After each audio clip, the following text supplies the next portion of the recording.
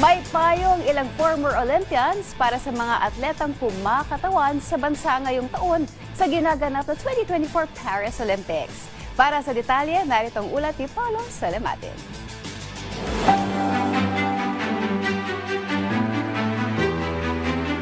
Nagpaabot ng pagsuporta at pasasalamat ang ilang mga dating Olympians para sa mga atletang nagwawagayway ng bandera ng Pilipinas ngayong taon sa ginaganap na 2024 Paris Olympics.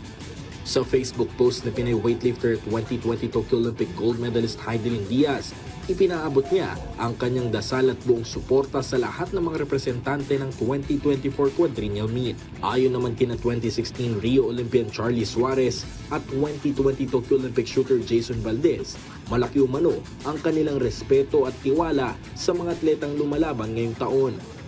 I'm really proud kasi as being an Olympian din, no, hindi lahat kasi nabibigyan nga ng chance makapag-Olympics. Aywan ko pong salita hindi lang ako yung nananalangin at sumusuporta para sa kanila. Kung Pilipino siguro sa anong sulok ng mundo ay nakantabay lagi sa laro nila. Nagbigay naman ng payo ang dalawang former Olympian para sa mga atletang hindi nagtagumpay na makakuha ng medalya para sa Pilipinas. It's not yet done. We still have some athletes to compete for our buying medals kasi nga we still have EJ, Kaloy is still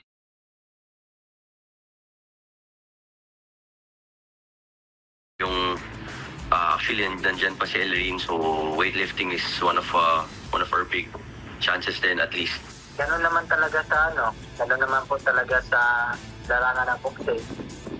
Lahat po ay nananalo at hindi lahat din po ay natatalo. Sa ngayon, patuloy pa rin ang pag-ensayo ng buong Philippine team kung saan 13 atleta pa ang nakatakdang makipag-compete para sa inaasam na gintong medalya ng Pilipinas. Paulo Salamatin para sa Pambansang TV sa Bagong Pilipinas.